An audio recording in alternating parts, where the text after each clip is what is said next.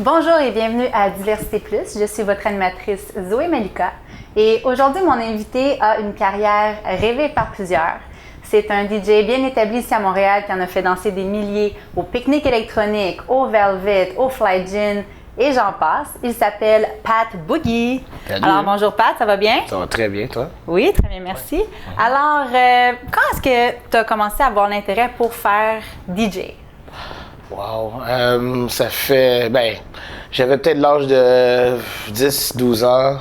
Okay. Il y avait mon grand frère, il y avait un ami qui était DJ, une disco mobile dans le temps, puis il avait acheté des tables tournantes, puis là souvent j'allais chez lui. C'était toujours le petit frère qui allait suivre le grand frère pour aller voir comment il faisait, puis j'ai juste eu de la piqûre parce que je le regardais faire, puis je trouvais ça le fun, tu sais, comment il manipulait, tu sais, la musique, les vinyles, tout ça, puis là j'ai commencé à...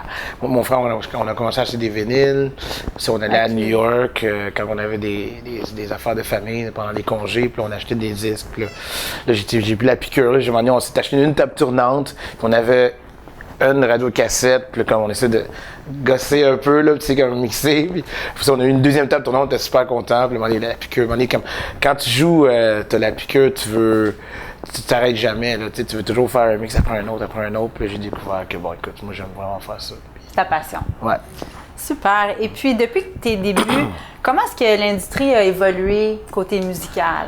Oh, je pense que elle a évolué comme n'importe quelle chose qui évolue. Il y a plus de monde qui s'intéresse à ça, ça devient de plus en plus populaire. Puis là, le monde, tout le monde, les styles de musique sont tellement devenus compartimentés. Là, c'est plus avant, t'avais comme ça rentrait dans une autre la même catégorie de dance music, que ce soit disco, funk, tout ça. Mais là, maintenant, là, t'as house, là, t'as techno, là, t'as hip-hop, là, t'as dancehall. Là, c'est juste que là, maintenant, il y a plusieurs scènes qui s'est créées. Puis, mais je pense que les plus jeunes, maintenant, je pense, sont ouverts d'esprit à... Il y a comme un retour à ce que les gens aiment pas mal de musique en même temps. Je pense qu'un DJ qui est ouvert d'esprit, puis il peut toujours trouver son compte à jouer devant une foule qui vont apprécier ce qu'il va faire, peu importe le style. OK, super. Et puis, donc, toi, tu disais tantôt que tu as commencé avec les disques vinyles. Oui. Est-ce que tu utilises encore ça? Pas mal moins. Mais il y a beaucoup de clubs qui n'ont pas de table tournante, là, mais quand j'ai l'occasion, comme mettons, quand je joue au pique-nique électronique cet été, je vais avoir la chance de... On peut leur demander les équipements qu'on veut, puis là, j'ai dit d'inclure... table tournante parce que j'aimerais bien mixer des vinyles, ressortir quelques vinyles, ça fait longtemps que j'ai pas joué, d'autres choses que j'ai achetées tout récemment, donc... Puis est-ce que le son est différent? Comme toi, est-ce que tu préfères faire les mix sur les vinyles? Je pense que je me suis habitué au son digital. Je pense qu'à quelque part, je sais qu'il y a toujours comment je dis ça, il y a comme deux modes de pensée là, par rapport à ceux qui sont vraiment des puristes par rapport au vinyle, puis que les vinyles, ça sonne mieux, que c'est vrai que ça sonne mieux, c'est plus chaleureux, mais je pense que la technologie digitale a fait en sorte que on peut avoir quand même un son là, qui est quand même très rond là, quand même, malgré tout. Puis je pense que je me suis très bien habitué au digital, là, qui fait que... Est-ce que je reviendrai en arrière, ne serait-ce que pour transporter des vinyles? Peut-être pas. Mais si j'ai l'occasion, des clubs qui étaient plus ouverts à avoir des tables tournantes, oui, je le referais, là, c'est sûr. OK. Ouais. Intéressant. Et dans ton métier, c'est quoi, disons, que tu préfères? C'est quoi les gros avantages de ce que tu fais? Davantage de... Est-ce que ce que tu aimes dans ton métier, est-ce que c'est les filles? Est-ce que c'est être VIP un peu partout? C'est la notoriété? Non, moi, c'est la musique. C'est le fait que j'aime ça de faire découvrir au monde qu'est-ce que j'ai tout récemment découvert. Pour moi, ça a toujours été ça. Le fait que... C'est faire danser le monde. Moi, c'est ça que j'aime le plus. C'est d'avoir le défi à chaque soir de dire, OK, bon, qu'est-ce que je peux faire devant cette foule-là? Tu sais, j'observe le monde, je dis, bon, OK, il y a un groupe de tel type, telle nationalité, d'autres de tel âge. Qu'est-ce que je peux faire pour les rassembler ensemble? C'est ça mon but, là, tout le temps. Ah, d'accord. Ouais, mais j'aime ça. J'aime le défi d'arriver à dire, hey, les autres, je vais les faire danser. Les autres, je pense que les autres, ils aiment ça. Ah, ils ont aimé ils ont eu une réaction dans telle affaire, je vais essayer d'aller dans ça. Puis essayer de... c'est un défi à chaque soir. Je pense que c'est ça que j'aime le plus. C'est ça, c'est d'être rassembleur, finalement. Ouais, c'est ça que j'aime. Super. Puis, c'est quoi, selon toi, la clé du succès pour être un bon DJ?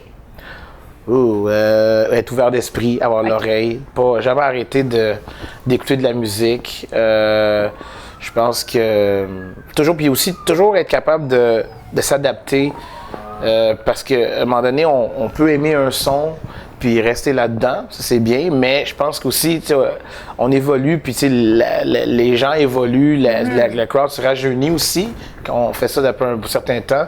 Il faut apprendre aussi à aimer qu'est-ce que les plus jeunes aiment, puis essayer de comprendre de manière à ce que là, tu peux l'adapter avec qu'est-ce que tu fais déjà, sans perdre ton essence, mais je pense que pour être, je dirais, un bon DJ, je pense que c'est vraiment avoir l'oreille, puis aussi être capable de lire un peu les gens qui sont devant toi, essayer de les analyser un peu, parce que c'est ça qui va faire en sorte que tu vas pouvoir leur donner qu'est-ce qu'ils veulent ou qu'est-ce qu'ils aimeraient entendre, même s'ils connaissent pas vraiment qu'est-ce que tu joues.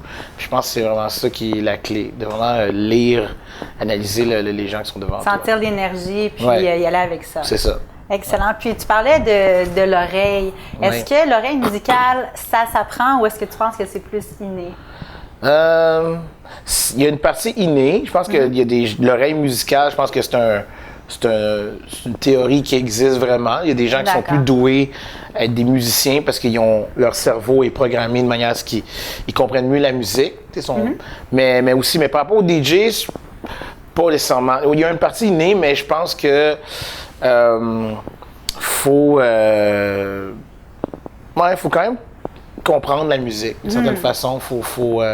C'est important. Il faut avoir un certain beat. Oui, il faut avoir du rythme, définitivement. Puis il faut apprendre la technique comme il faut aussi. Parce que, tu sais, à la base de tout, c'est qu'est-ce qui va faire que tu vas devenir un meilleur DJ? C'est que si tu as les notions de base de comprendre comment une musique est faite, mais ça va aller beaucoup mieux à enchaîner des chansons puis à enchaîner plusieurs styles différents parce que tu vas comprendre par rapport à que ce soit juste un tempo, juste comment, pour pas mélanger deux, que ce soit une cacophonie, que ça se coule bien. Franchement, il faut comprendre la structure musicale. C'est ça, il y a toute une structure. Les gens ont peut-être tendance, parce que là, justement, il y a beaucoup de gens qui veulent devenir DJ.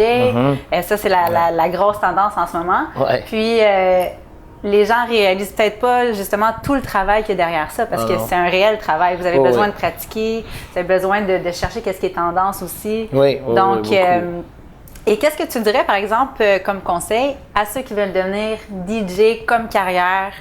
Est-ce qu'il y a beaucoup de compétition? Est-ce qu'il faut avoir la peau épaisse?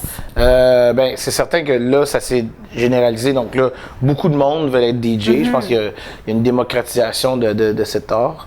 Mais je pense que je pourrais peut-être dire d'abord de le faire pour les bonnes raisons, je pense de ne pas le faire pour le côté, pour le succès qui en découle. Je pense que de pas passer directement à dire « Ah oui, je vais faire tel montant d'argent ou je vais avoir telle sorte de popularité ». Je pense que c'est vraiment, faut vraiment avoir la passion de vraiment juste aimer faire danser les gens. Puis là-dessus, je pense que ça va être pour une plus longue carrière, parce que des fois, il y a tellement de gens qui ont commencé pour des mauvaises raisons, pour des raisons plus superficielles, mettons. Puis ça n'a pas duré longtemps parce que, tu sais, ils ont pas nécessairement travaillé leur matériel, leur art. Puis là, ils ont été projetés dans le spotlight, pas vraiment préparés. Là, ils ont eu un petit hype, je veux dire, comme il y a des gens qui les encouragent, leurs amis, l'entourage, là, des fois, il y a des gens qui ont misé sur leur image, tu sais, il y a des belles photos, avec les beaux écouteurs, qu'est-ce que tu as de l'air, tout ça, mais au bout du compte, à un moment donné, ça paraît dans ta compétence, ton niveau que tu es rendu, puis on peut voir après ça, par la suite, que tu n'as peut-être pas fait ça pour les raisons donc, je pense que c'est important de vraiment le faire pour les bonnes raisons. D'aimer la musique. Parce que quand tu aimes la musique, je pense que tu vas toujours être poussé à découvrir de la nouvelle musique, puis à vouloir la faire découvrir aux gens. Mais si c'est juste parce que tu vas avoir une petite collection de musique, puis t'en tirer comme ça, je suis pas sûr que tu vas être voué à une carrière aussi longue, là, je pense. Si c'est juste pour le hype. C'est ça, exactement. Les faire pour les bonnes raisons, je dirais. Ouais. D'accord. Surtout. Cool. Et selon toi, 2016-2017, disons, les tendances musicales, ça va ressembler à quoi? Je pense qu'il y a depuis quelques années beaucoup plus d'ouverture au son de nature internationale. OK. Tu sais, comme là, il y a des courants. À un moment donné, il y avait les choses d'Amérique du Sud. Là, maintenant, il y a beaucoup de sons africains, il y a beaucoup de sons, tu sais, un peu d'Extrême-Orient, on pourrait dire. T'sais, donc, je pense qu'il y a surtout l'ouverture par rapport... on voit qu'il y a comme une globalisation de la house, mais là, je pense que le cercle, il se complète avec le son d'Afrique, surtout l'Afrique du Sud.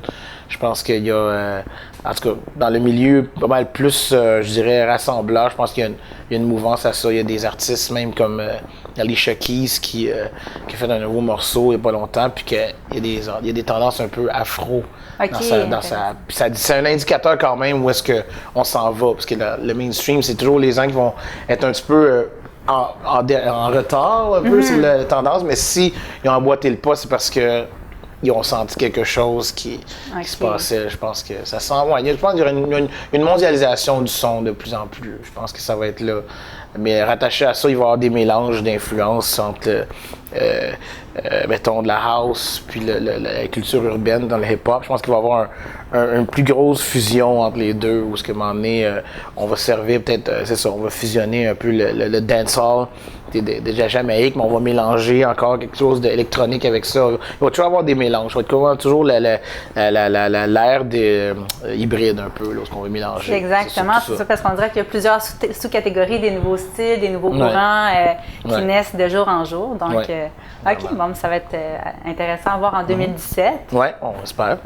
Je ne me suis pas trompé, mais je pense que ça s'en va vers là. D'accord. Ouais. Puis Montréal, sur la scène internationale, est-ce qu'on peut dire qu'on est assez avancé? Parce que moi, ce que je vois un peu, c'est que l'Europe, dans les clubs, dans la scène musicale, on dirait qu'ils sont un pas en avant. Est-ce que je me trompe?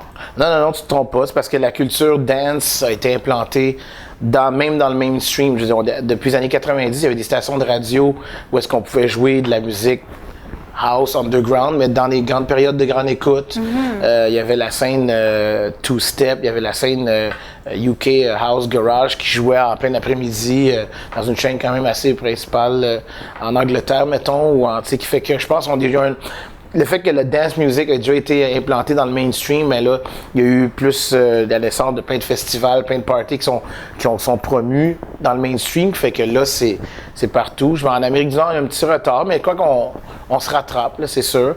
Mais Montréal, la scène internationale, ben écoute, de toute façon, dans la tradition, dans le disco, on était vraiment comme à l'avant-garde de la scène disco. Les gens partout dans le monde venaient à New York, Montréal, mais Montréal principalement. Et, même avant Toronto, il y avait les gens, le disco, on était devenu une référence. Mais pour ce qui est de la scène électronique, on est reconnu beaucoup pour avoir beaucoup de talent en DJ. Là. Je pense en per capita, on a comme pas mal beaucoup de gens qui sont techniquement forts. Point de vue scène, mais je pense que les gens vont toujours être en amour avec Montréal à cause le côté cosmopolite, la diversité multiculturelle, surtout le mélange entre la culture européenne et la nord-américaine. Je pense qu'à cause de ça, je pense qu'on va toujours avoir un attrait où est-ce que les gens vont aimer venir ici, jouer ici, parce que on est reconnu pour une crowd de party, on est capable d'avoir une belle ambiance. Fait que je pense que là-dessus, ça nous a mis sur la map. Oui, c'est vrai, Montréal a une belle ouverture à ce niveau-là, ça c'est ça. Beaucoup. Puis pour ceux justement qui sont très intéressés à devenir DJ et tout, il y a des écoles, est-ce qu'il y en a plusieurs? Je suis pas tellement au courant des écoles de DJ. J'ai vu une annonce dans le journal, dans le métro, il y avait carrément un club qui était officiel avec des cours de DJ, tout ça, mais j'ai pas été vraiment à l'affût de qu'est-ce qui se fait dans les cours de DJ. Je pense que si quelqu'un veut devenir DJ, il peut très bien aller voir quelqu'un dans un club jouer, puis bon, essayer d'apprendre, regarder faire, puis peut-être établir un contact. Je pense que la meilleure école, c'est d'observer. Moi, en tout cas, moi, j'ai observé comme ça. C'est vraiment en observant. J'ai pas vraiment pris de cours de DJ comme tel. Il m'a juste, après une couple de semaines, il m'a juste dit, bon, OK, ben, vas-y. Là, j'ai dit, OK, ben, qu'est-ce que je fais? Là, finalement, vu que j'avais regardé un peu comment faire, j'ai pogné à twist. C'est vraiment, tu mets les écouteurs sur l'oreille, tu essaies de matcher. Là. Il m'a guidé un peu, mais honnêtement, je pense que c'est vraiment au visuel, tu peux un peu voir, comprendre comment ça marche. Donc, tu peux être autodidacte sans dépenser des milliers pour devenir DJ. Non, c'est juste l'équipement qui est peut-être un peu coûteux. Oui, mais en même temps, pour commencer, tu n'es pas obligé de nécessairement déchirer ta chemise là, pour ça. Je pense qu'il y a même là, il y a des gens qui utilisent des programmes avec l'ordinateur, chose que je ne fais pas ou je recommanderais pas nécessairement d'y aller vers ça, mais ça aide, là, je veux dire, tu peux quand même apprendre la base, là, puis après ça, t'intéresser à d'autres formes comme les CDJ, les tables tournantes, si tu le veux bien. Alors, Pat Boogie, où est-ce qu'on peut te voir cet été? Il y a un festival auquel j'ai très hâte de jouer, c'est au Pique-Nique électronique, au Parc Jean-Drapeau, c'est le dimanche 28 août. Ça commence à partir de 2h jusqu'à 10h. Moi, mon set va être en fin d'après-midi à partir de 5h.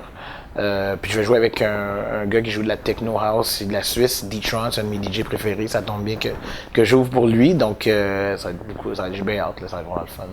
Excellent, merci beaucoup. Alors, le 28 août, pique-nique électronique, Pat Boogie va y être. Merci beaucoup, Pat, Plaisir. et à bientôt.